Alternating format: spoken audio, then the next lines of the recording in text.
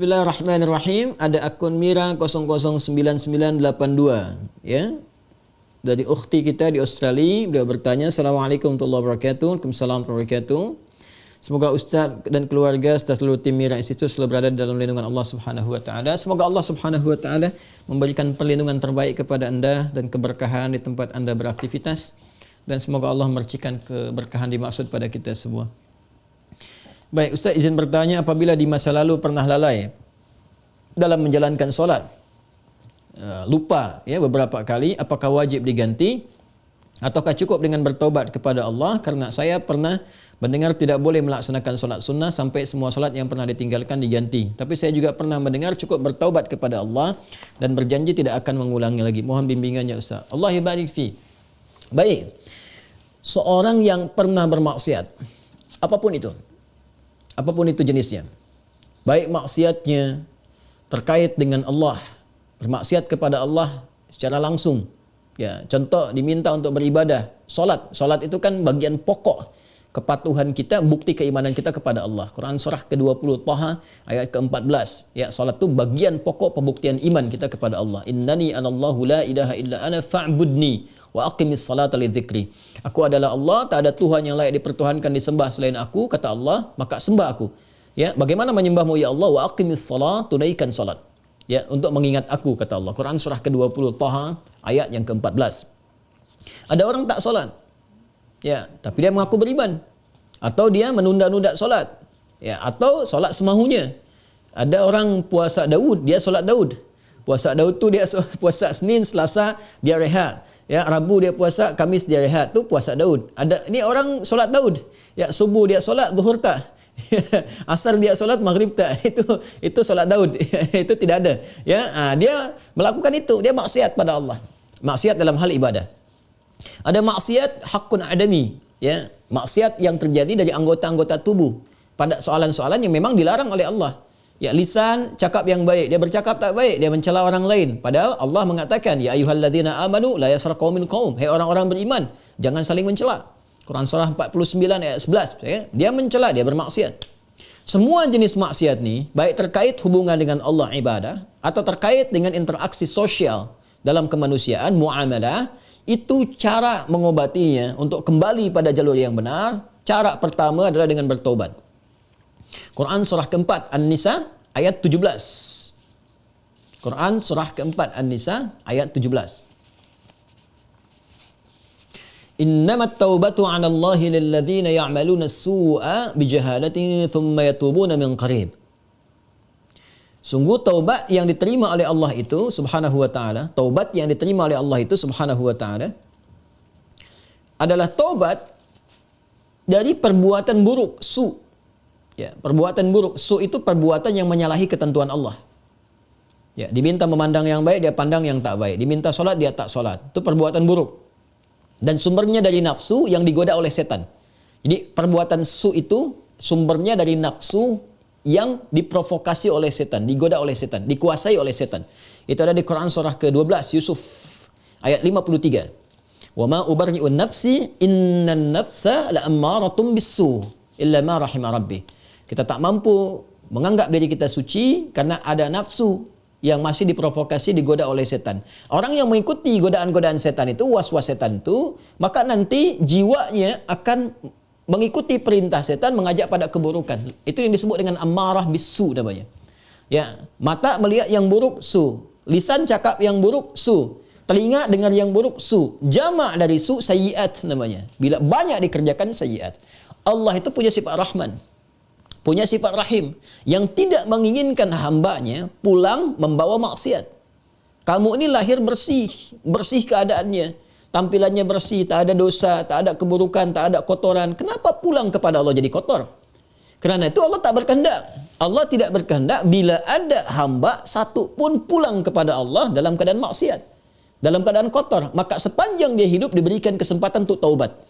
Taubat ini nanti yang berpeluang membersihkan kembali kotoran-kotoran dosa dan menyucikan jiwa-jiwa yang penuh dengan dosa-dosa. Ini taubat namanya. Nah, taubat itu nanti ada 3 turunan hukumnya. Ada 3. 1, mengakui kesalahan. Salah ini. Jadi kalau kita sadar ya pernah salah, itu sudah sepertiga taubat. Dan itu mahal sekali, hidayah Allah mahal sekali. Itu yang tak dipunyai oleh syaitan. Syaitan itu tak punya itu. Ya, karena sifat sombong, dia tahu Allah itu penerima taubat tapi tak mau taubat. Ketika diminta oleh Allah itu untuk taubat, diberikan isyarat tuh, dikonfirmasi, ditanya, "Ma mana'aka alla tasjud?" Ya, "Ma mana'aka alla tasjuda idz amartuk?" Kenapa kau tak mau sujud ketika aku perintahkan? Itu kan isyarat taubat. Ya, Quran surah ke-7 ayat 12. Ya, tapi dia tak mau taubat. Ya, tak mau taubat. Dia menjawab, "Ana khairum minhu, khalaqtani min narin wa khalaqtahu min tin." Aku lebih hebat. Nah, itu bahaya. Kesombongan itu bisa menutup seseorang untuk bertaubat kepada Allah. Itu bahaya sekali. Karena itu Allah mengharamkan kesombongan. Ya, karena sayangnya kepada hamba diharamkan kesombongan supaya masih berpeluang untuk taubat. Itu bezanya syaitan dengan manusia. Ingat ya? Manusia salah karena ada nafsu, tapi manusia taubat. Adam manusia diberi contoh oleh Allah ya supaya bisa diteruskan pada anak cucunya. Diberi contoh, Adam keliru. Lalu kemudian diberikan jalan taubat. Al-Baqarah ayat 37. Fatalaqqa Adamu min rabbih kalimatin fataba alaihi. Adam menerima talaqi ayat-ayat taubat. Ya, dia memohon kepada Allah, Rabbana zalamna anfusana wa illam taghfir lana wa tarhamna lanakunanna minal khasirin. Taubat, dia diterima taubatnya. Syaitan salah, diberi kesempatan taubat, dia tak taubat. Ya, jadi jangan ikuti jejak syaitan. Wala tattabi'u khutuwatis syaitan. Quran surah kedua ayat 168. Jangan diikuti langkah syaitan. Kita beza dengan syaitan, kita beda dengan syaitan. Manusia salah, manusia taubat. Setan salah, setan tak kenal taubat. Jadi kalau ada manusia bersalah, pernah berbuat salah, tak mau dia taubat, itu patut diduga. Boleh jadi sedang dikuasai oleh syaitan. Nah, jadi kalau ada pertanyaan, itu pertanyaan fitrah. Ya, saya pernah salah. Itu selalu ada fitrah itu. Ya, dua anak Adam yang pernah salah satunya bermaksiat itu dan berkehendak untuk membunuh membunuh anak Adam salah satunya. Ada kisah dua anak Adam itu di surah Al-Maidah ya ayat 27 itu ya sampai dengan 30 ya. Watlu alaihim bil haqqi watlu alaihim naba ibna adam bil haqqi id qaraba qurbanan fataqabbala min ahadihima wa lam yutaqabbal min al-akhar. Muhammad SAW kisahkan, bacakan kepada umatmu ya tentang kisah dua anak Adam yang diperintahkan untuk berkorban. Yang satu berkorban baik, yang satu tidak. Ya, maka yang satu diterima, yang satu tidak. Maka yang kecewa ini dia merasa cemburu, ingin membunuh. Nah, ketika akan membunuh ini fatawat nafsu lahu nafsuhu, fatawat tawa itu artinya naik turun. Ya, jadi enggak ya, lakukan tidak ya. Nah, itu di fitrah kita itu selalu ada bagian fitrah yang mencegah berbuat maksiat. Ada yang sifatnya mencegah dari awal, ada yang sifatnya menyesali. Ya, menyesali itu sambil mencela. Kenapa tadi saya harus marah nih sama anak nih? Kenapa tadi saya harus mencela dia? Kenapa tadi harus saya cemberut? Kenapa tadi saya harus berkata yang kasar? Padahal saya bisa berkata yang lembut. Nah, itu ada penyesalan yang kedua sambil mencela diri. Nah, bagian yang kedua ini setelah tak mampu mencegah, dia menyesali, disebut lawam namanya. Sifatnya lawamah. Ya, makanya ada yang dikenal dengan nafsul lawamah. Diri, jiwa yang mencela. Kenapa melakukan itu? Nanti puncaknya terjadi di akhirat. Saat kembali, saat hari kiamat. Ya, banyak orang menyesal, kenapa dulu tak begini? Kenapa dulu harus begitu? Nah, itu ada di surah Al-Qiyamah, surah ke-75, ayat yang kedua.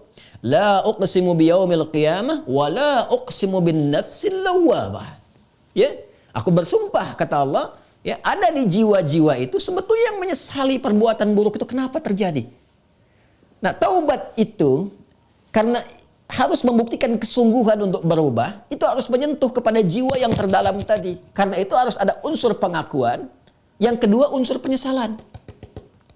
Unsur pengakuan itu secara fitrah akan muncul dengan sendirinya. Karena itu kalau keluar dia di pernyataan, itu Masya Allah, itu sudah hidayah Allah yang sudah masuk ke dalam jiwa. Jangan tinggalkan. Cepat ambil.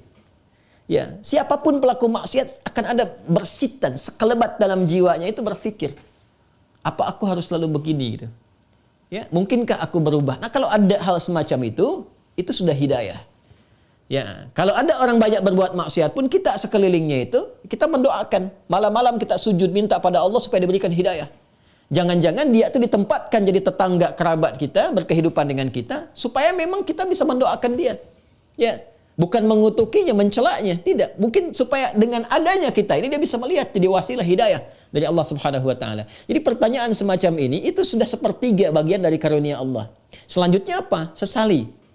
Sesali itu. Jadi mengakui. Nah, ini sudah disampaikan. Kedua, menyesali. Menyesal itu sudah bagian perwujudan, ya, supaya kita bisa mengendalikan nafsul lawamah tadi, supaya tidak dibawa ke akhirat. Ya, jadi dengan menyesal itu nanti digugurkan oleh Allah hal-hal terkaitnya sehingga lapang hati kita. Ciri orang taubat itu, ya, kalau dia sudah bertobat mendekat kepada Allah, yang pertama diberikan oleh Allah kelapangan hatinya, ada ketenangan. Ya, yang tidak bisa dirasakan ya dengan bandingan-bandingan materi. Tidak sama dengan ketika diberi materi dunia, dikasih uang, ya, senang, bahagia, lapang, dikasih kereta, bahasa Malaysia kereta, mobil, ya, atau fasilitas lain, senang, lapang. Taubat itu punya ciri sendiri, tak sama dengan kebahagiaan itu. Ya, dia ada menghunjam ke kedalaman hati itu, ada ketenangan, ya, ada kelapangan. Jadi begitu kita sujud, ya kan? Kemudian kita minta ampun, mengakui, menyesali, air mata keluar, getaran itu yang menggerakkan jiwa. Nah, itu sudah menyentuh kepada hati. Ya. Jadi ulama dahulu mengajarkan taubat itu sampai hatinya tersentuh. Ya, bukan taubat yang di lisan saja, saya taubat ya Allah, taubat ya Allah. Ya, taubat itu mesti mampu melapangkan hati, jiwanya mesti tersentuh. Keadaan hati yang lapang, yang tersentuh sehingga menjadikan cawan hatinya terbuka, siap menerima perubahan, itu disebut nasuha namanya. Nasuha. Ya, karena itu pernah dengar nasihat. Saya mau minta nasihat dari Ustadz. Nasihat. Nasihat itu dari kata nasoha. Sesuatu yang melapangkan. Karena kalau kita dengar nasihat, hati kita lebih lapang. Anda punya masalah, konsultasi, diberikan jawaban, hati lapang. Itu nasihat namanya. Ya, seakar dengan kata nasoha. Nasoha yansohu. Sifat keadaannya disebut nasuha. Karena itu kita mendengar ada ungkapan, istilah bahkan diambil dari ayat-ayat yang sampai kepada kita, taubat nasuha. Ya kan? Taubat apa? Nasuha. Taubat yang mampu melapangkan hati. Caranya bagaimana? Mengakui, menyesali. Penyesalan itu harus langsung bisa menyentuh kepada jiwa. Ya. Karena itu ada ulama mengajarkan istighfar sekian kali supaya jiwanya tersentuh, bangun di malam hari, ya kan? Yang ketiga, di bagian terakhir, membuktikan perubahan dari hasil taubat itu. Membuktikan perubahan dari hasil taubat itu dengan beramal saleh. Dengan beramal saleh. Jadi kalau saya bisa ilustrasikan seperti ini. Bismillah. Ini salah. Perbuatannya disebut dengan su. Ya, dengan segala turunannya. Mata salah, telinga salah, lisan salah sampai ke kaki, itu perbuatan su. Jamaknya sayyiat. Ya, tadi Quran surah ke-4 An-Nisa ayat 17 yang menggunakan su, 18-nya sayyiat. Ayat 17, innamat taubatu 'ala Allahi lil ladzina ya'maluna su'a bijahalatin. Ayat 18-nya, wa laysatit taubatu lil ladzina ya'maluna sayyiat. Ya, dan seterusnya ayat. Ini yang jelek, saya silang. Lawan dari ini namanya salih. Jamaknya salihat. Wal 'asr innal insana lafi khusr illa alladhina amanu wa 'amilus salihat. Ya, man amana wa 'amila amalan salihah. Ini tunggal, ini bentuk jamaknya. Taubat adalah jembatan yang mengalihkan perbuatan buruk ini kepada amal saleh ke sini. Tadi diawali dengan mengakui, ya Allah salah nih. Nah, biasanya Allah bantu dengan hidayah, ada pengakuan itu. Ya, ada pengakuan dalam diri kita, mengakui kita berdosa, mengakui kita keliru, kan? Diberi jalan oleh Allah, diberikan sentuhan. Nah, ini anugerah yang pertama nih. Karena itu kalau ada diberikan ini, tadi saya katakan itu sepertiga dari anugerah. Sambut dengan penyesalan, menyesali. Menyesal ini tak hanya mengatakan, kita cakap, kita katakan saya menyesal ya Allah, tak. Sampai merasakan di hati itu kelapangan. Itu disebut nasuha. Taubat nasuha, taubat yang melapangkan kepada jiwa, kepada hati. Ya, sampai merasa tenang, enak, kan? Mampu membezakan antara ini keliru, ini benar, kan? Kita menyesal, air mata keluar. Makanya Nabi pernah menyampaikan dalam kondisi seseorang itu, Masya Allah, kan? Dia dalam keadaan sunyi sendiri, lalu menetes air matanya karena merasa berdosa, ya. Menyesal dia, menetes air mata dalam kesendirian karena merasakan penyesalan dari dosa. Seketika Allah turunkan ampunan untuknya. Ya, itu banyak riwayat-riwayat yang sahih. Yang ketiga, membuktikan keberhasilan dari taubat ini dengan merubah ini yang yang sayyiat jadi saleh, salihat. Mengganti perbuatan buruk yang salah itu dengan amal yang saleh. Apa kaitan dengan pertanyaan tadi dari saudari kita yang dari Australia tadi? Ya, kaitannya adalah ini bentuknya seperti apa? Apakah harus sama dengan jenis kesalahan yang dilakukan?